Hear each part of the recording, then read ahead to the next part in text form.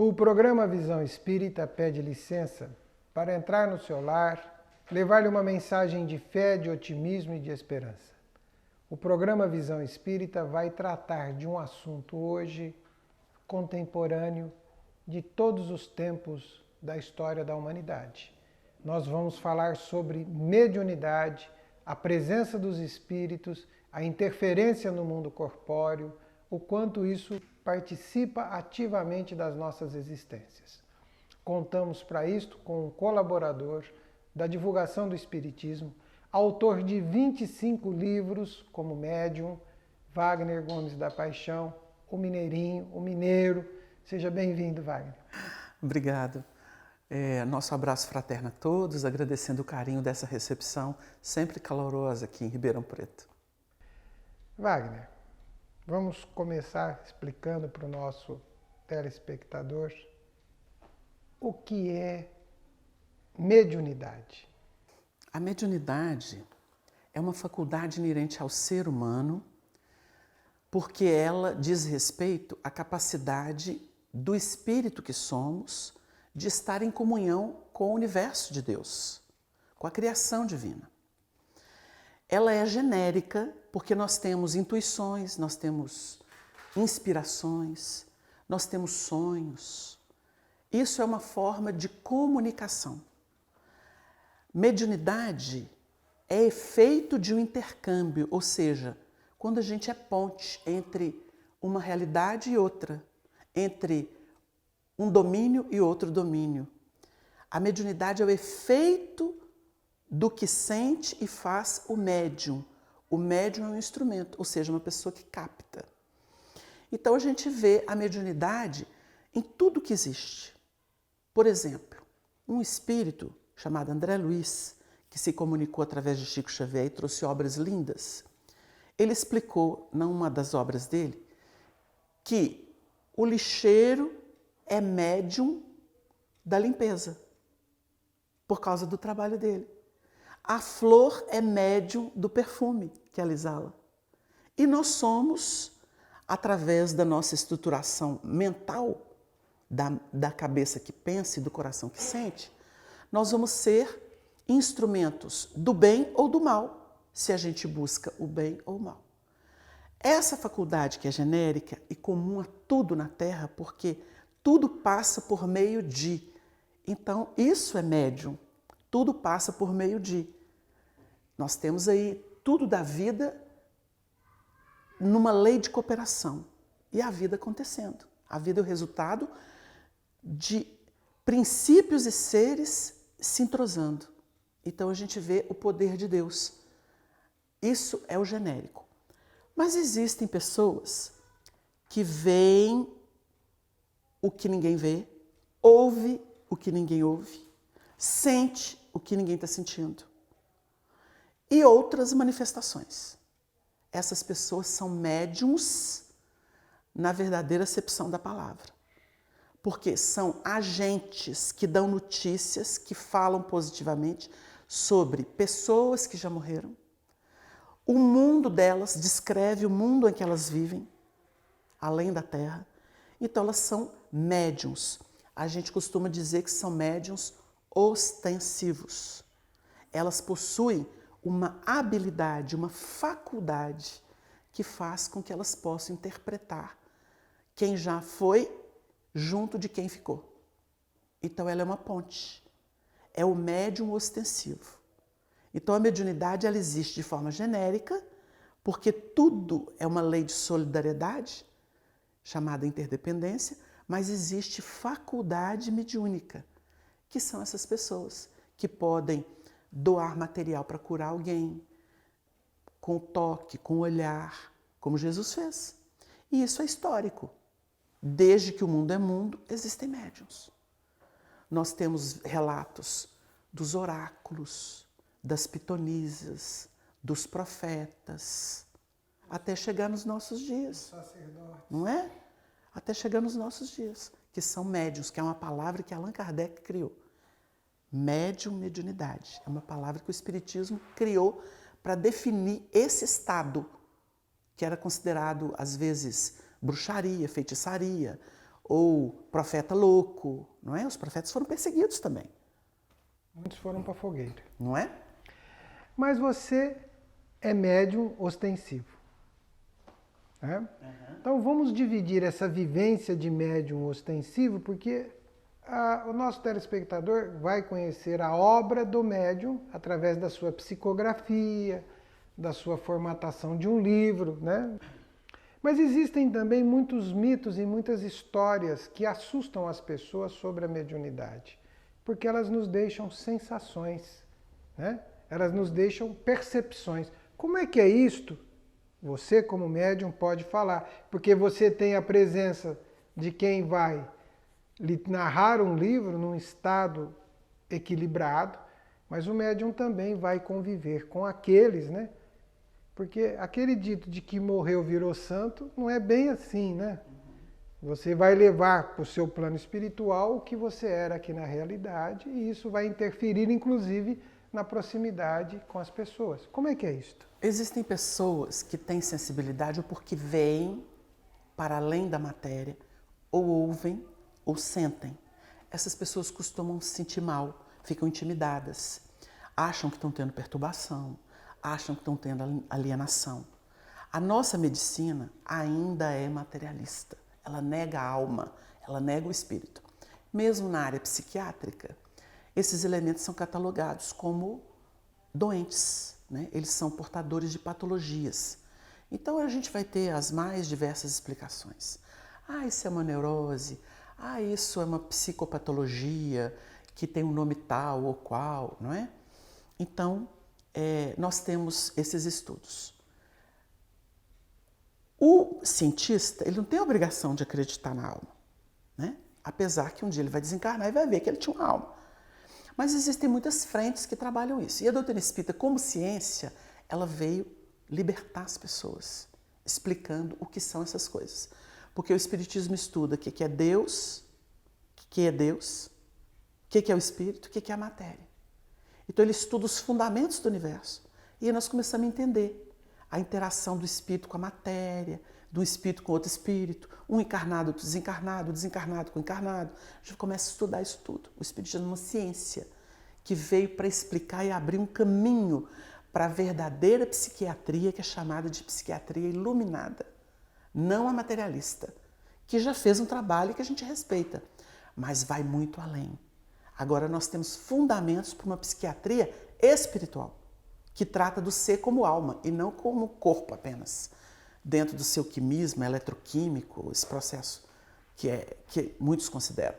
Então é o seguinte, essas pessoas que veem, ouvem, sentem e que sentem mal, por que isso acontece? Porque elas estão deseducadas. Vou dar um exemplo. A criança nunca tinha visto fogo perto dela, viu lá uma fogueira, a mãe não está perto. É criancinha, não sabe o que aquilo representa de risco, de problema. Vai lá e vai pegar na brasa viva achando bonito. Queimou a mão. Um mês para recompor aquela mão que dói, e chora.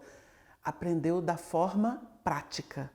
Não tinha teoria, não tinha ninguém para ensinar, ninguém advertiu. Ela foi lá, mexeu, queimou. A mediunidade é assim, empírica. Ela começa a pessoa lidando com uma coisa que ela não sabe o que é, porque ela não conheceu uma ciência que existe hoje que se chama doutrina espírita ou doutrina dos espíritos. Ela tem um tratado sobre esse assunto, porque ela estuda tudo isso e ela explica para a humanidade o que é. Então o elemento vai aprendendo por si próprio, aí ele passa mal. É o médium que não tem educação. Então ele conhece um centro espírita, aí vai estudar. Então é isso. Então a melhor maneira de lidar com o espírito é assim, assim, com essas visões, com essas audições, com essas sensações. Por quê? Ele vai começar a se posicionar e a se defender daquilo que poderia ser uma incompreensão e até um distúrbio psíquico para ele. Ele encontrou onde realmente existem as informações, as explicações e o trabalho terapêutico para ele poder escoar essas energias e saber lidar com ela. Então o fogo, nós vamos mexer nele com um instrumento. Nós não vamos pôr a mão, nós vamos pegar um instrumento e mexer nele para organizar ele, e fazer a lareira, e fazer o que for preciso com ele. não é? A gente tem esses incineradores que ajudam a gente. O fogo tem a sua função. Ele não deixa de existir porque ele é perigoso. A gente aprende a lidar com ele. Então, a mesma coisa a mediunidade. A gente vai estudá-la e aprender a lidar com ela. Não sendo refém dela, como a gente não é refém do fogo, mas controlando e tornando ele útil, ou ela útil. Aí deu uma ideia. Nós temos como obra básica que vai formatar o pensamento, a orientação sobre mediunidade, o Livro dos Médiuns. Mas nós temos, né, outros livros que orientam e que falam sobre o assunto, né? Você pode citar alguns, você indica algumas obras que você sugere para que sejam lidas pelo telespectador? Sim. Tem um livro, que é um livro ilustrado, muito simples, muito bem escrito, que é do autor Martins Peralva, chama Estudando a Mediunidade. E ele dá conceitos, moraliza, explica o processo. É um livro muito interessante para quem quer ter uma visão assim equilibrada sobre a mediunidade, sem terrorismo, sem exagero e sem muita exigência científica ou filosófica, né? Ele atende bem. Ele é muito precioso para dar uma visão geral da mediunidade, todos os tipos de mediunidade, porque ele já é a explicação de um outro livro mais complexo, que chama Nos Domínios da Mediunidade, que é de autoria de André Luiz e Chico Xavier. Mas esse é mais opulento, né? Então as pessoas vão entrar num universo muito bonito. Mas nós tivemos muitos médiuns preciosos. Sempre tivemos na humanidade, mas na era espírita, Allan Kardec contou com meninas de 15 anos, como as irmãs Bodin, né? As meninas Bodin e outros. Mas nós temos na nossa época uma médium que merece o nosso carinho, o nosso reconhecimento, Dona Ivone do Amaral Pereira.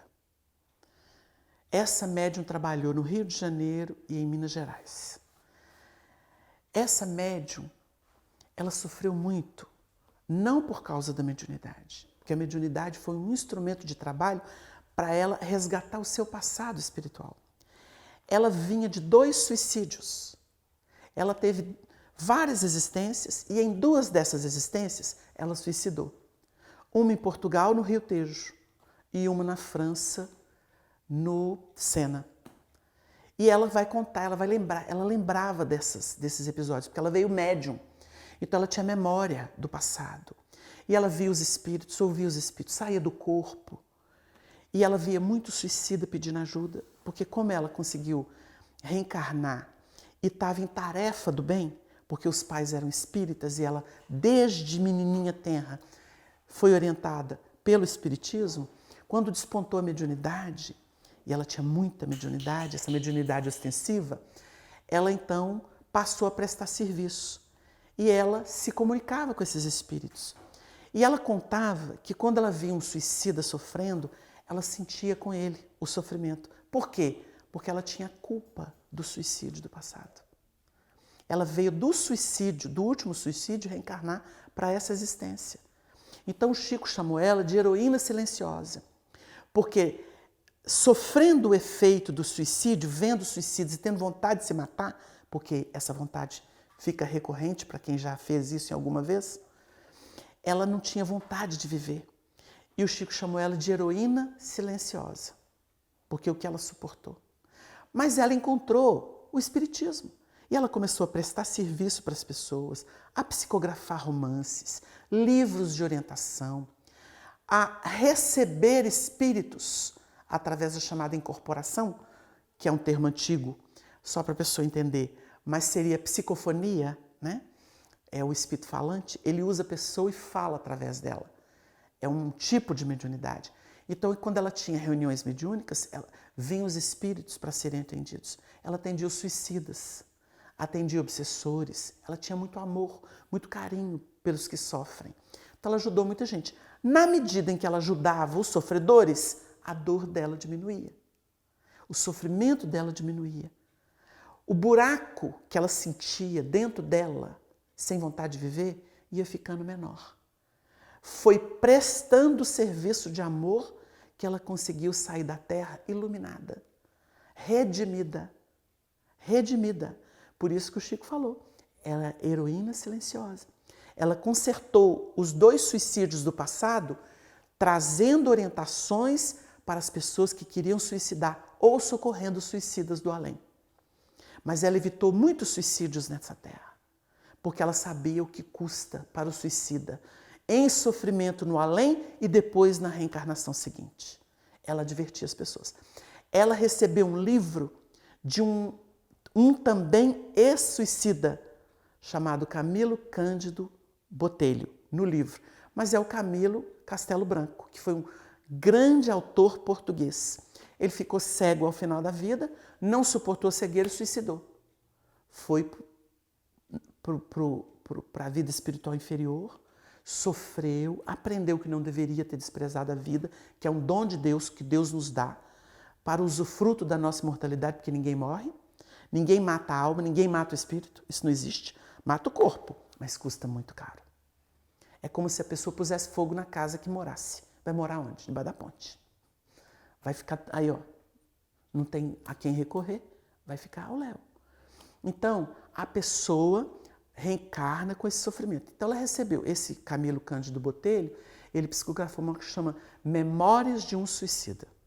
É uma obra monumental, uma obra de longo fôlego, grossa, né? É romanceada. É uma obra muito bonita, que ensina sobre o Vale dos Suicidas, sobre o trabalho de Maria, Mãe Santíssima, ajudando os suicidas, socorrendo-os para eles reencarnarem, para eles terem alívio. Porque Deus é amor. Ele não quer a morte do pecador. Ele quer a sua renovação. Então, o Espiritismo teve essa médium maravilhosa, que trouxe esse contributo para ajudar as pessoas a valorizarem sua vida, a valorizarem as lutas e fazer de cada luta um caminho de aprendizado e iluminação espiritual. Esse é o objetivo dela. Então, a gente lembra Dona Ivone como médium, extraordinária médium, muito amiga de Chico Xavier. Como é que foi para o Wagner psicografar uma obra que, se não me engano, da Dona Ivone, não me permita, Dona Ivone eu chamo de Dona Ivone, né? Mas tanto faz. Como é que foi? Como é que foi o Wagner ter esta vivência? Como é que isso aconteceu? Porque existe um livro psicografado por você. Dois. Se você puder citá-los também. Sim.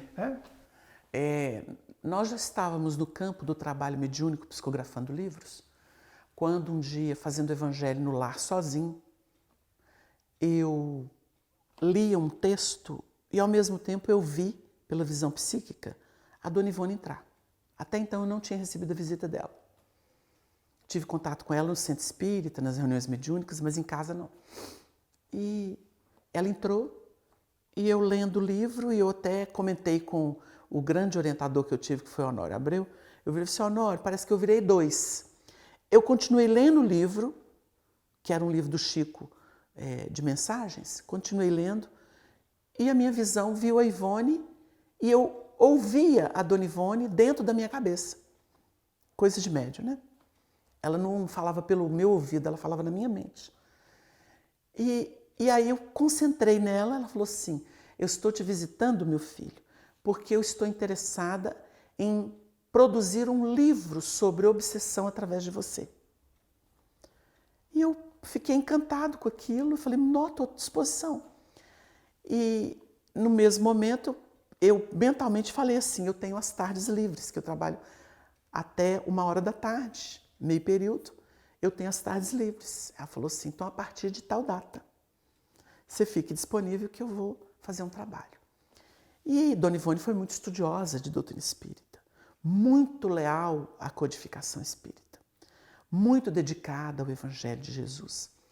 E ela então pensou textos das obras da codificação, até usou também textos de uma obra de Emmanuel que chama Pensamento e Vida, algumas frases, e discorreu sobre aquilo. Ela assim que ela compôs esse livro. Depois que ela fez esse livro, passou um tempo, ela voltou e falou assim, agora eu quero escrever sobre mediunidade. E ela fez um trabalho que eu, pessoalmente, admiro muito. Chama A Mediunidade Espírita. O primeiro livro chama As Obsessões do Espiritismo. Ele está até esgotado. Mas o outro chama A Mediunidade Espírita. O que ela fez? Ela pegou o livro dos médiuns, destacou textos explicativos e desenvolveu isso. O Arnaldo Rocha era muito fã dela, muito amigo dela, porque ela conviveu com ele, junto do Chico, em Pedro Leopoldo. O Arnaldo, quando pegou o livro, ele falou para mim assim, meu filho, é Ivone escarrada.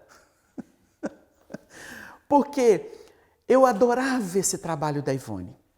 Porque ela pegava, até sob orientação dos espíritos, ela pegava um texto da codificação e discorria sobre aquilo. Publicava no Reformador da FEB, em jornais espíritas, e aí vai. Então foi muito bonito o trabalho que ela fez. E é muito valoroso o livro em termos de explicação do que é a mediunidade, do médium, das dificuldades, do caminho. Então a obra se materializou. Então foi uma experiência muito querida para o coração da gente, em razão da grande trabalhadora que ela foi, superando-se a si mesma depois de suicídios dolorosos. O suicídio é algo que afronta a vida e, de alguma forma, isso vem de tempos remotos, tempos presentes e tempos que remontam outras vidas, né? O espírito traz essa marca. E a mediunidade vem dar luz, esclarecer esclarecer na atualidade e, de alguma forma, também dar uma força, dar um estímulo para que as pessoas confiem na vida, valorizem a vida, renovem as suas oportunidades, mesmo que os problemas pareçam insuperáveis. Eu vou pedir a você que indique mais algumas obras da Dona Ivone para o público, algumas outras sobre estudos de mediunidade, e faça uma consideração geral sobre a importância para nós, para todos que estão nos assistindo, de cuidar, de procurar, de se inteirar sobre o assunto mediunidade, ela estando ostensiva ou não. Você faça essa consideração para o nosso telespectador. Nós temos da parte de Dona Ivone Pereira duas obras muito especiais. Uma chama Recordações da Mediunidade e a outra chama Devassando o Invisível. São dois livros que qualquer médium, em lendo-os, se qualifica. Pela visão bonita, de experiência, de ensino doutrinário.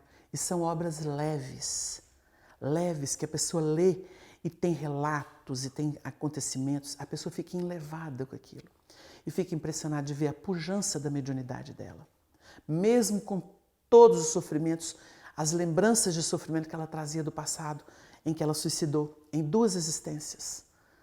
Então, essas obras, elas merecem, assim, o carinho e o estudo permanente das pessoas pelo conteúdo que elas apresentam, tanto doutrinário quanto evangélico, e de experiência de uma alma, que era a alma dela, né? Em trânsito para a iluminação depois de desertar da vida. O suicídio realmente é uma saída muito triste. Nós não podemos criticar as pessoas.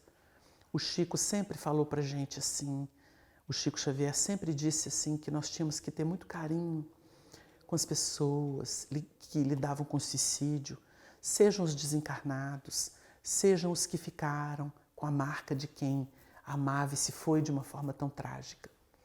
Porque são dramas humanos, eles vão passar, mas eles têm uma conotação muito dura, muito sombria, muito amarga. Não é fácil se livrar do complexo de culpa de um suicídio cometido. Dona Ivone deu uma aula para a gente nesse sentido. Então a gente diria às pessoas que estão lidando com potenciais suicidas ou pensando em suicídio, que desenvolvessem mais amor à vida, não às coisas, às pessoas. Desenvolvesse amor à vida, a essa possibilidade de viver e de fazer uma nova história, dentro daquilo que o próprio Chico deixou como marca e que foi tão divulgado, seja no filme dele, que fizeram sobre a vida dele, no movimento pelo Brasil, pelo mundo. Se a gente não pode voltar atrás e fazer um novo começo, comecemos agora e façamos um novo fim. Essa frase é muito importante para aqueles que pensam em dar cabo da vida. Porque estão decepcionados, porque estão desiludidos, porque estão enfermos, porque estão em derrocada financeira, porque o amor que eles tinham por uma pessoa foi pisoteado, a pessoa foi... A fila anda. Existem outras pessoas muito mais interessantes, belas, para a gente encontrar. Deus é tão rico, que quando a gente pensa que conheceu o melhor da vida, tem algo muito, mas muito, infinitamente melhor vindo à frente. Por quê? A nossa estrada não é uma estrada pobre. Se a gente fica alegre com um pouquinho que a gente teve, imagina o que nos espera. Deus é amor. O processo do suicídio não é punido por Deus, é punido pela nossa consciência.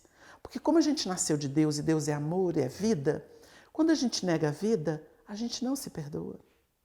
Nós é que não nos perdoamos. Porque Deus nos ama de qualquer forma. E morte é ilusão, ela não existe. O corpo que me serviu nesta existência vai embora, mas o meu espírito toma outro corpo e vai ter outras experiências. A morte não existe. É uma ilusão que nós cultuamos. Nós partimos de uma dimensão para outra. O suicida não foge de si mesmo. O suicida vai viver com a sua herança. Então a Dona Ivone nos ensinou muito. Quem tiver a oportunidade de ler as obras dela, seja Memórias de um Suicida, seja as obras sobre mediunidade em que ela cita casos de suicidas, cita dramas como Recordações da Mediunidade, Devassando o Invisível, vai observar isso. Então é preciso que nós nos amemos, que nós deixemos as bobagens, as questões menores de lado. Nós temos que focar o nosso progresso espiritual.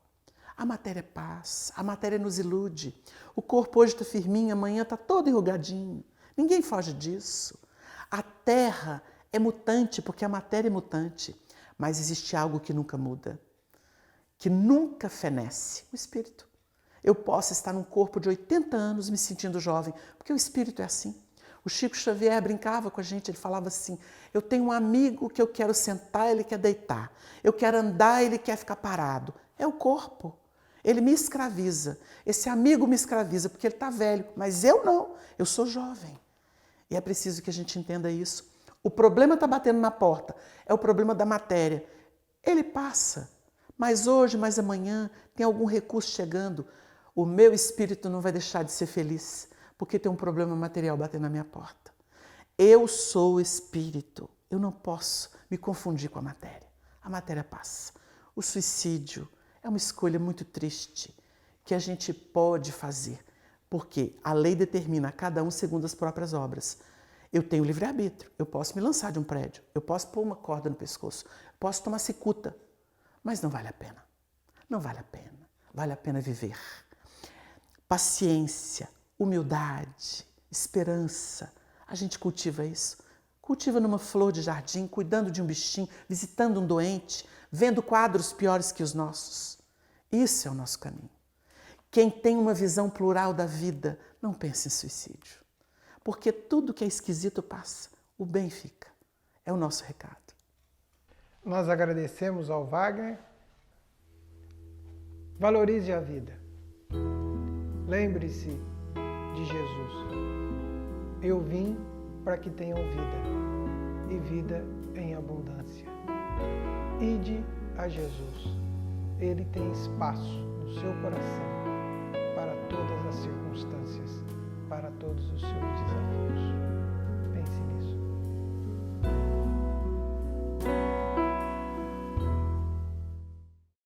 Programa Visão Espírita.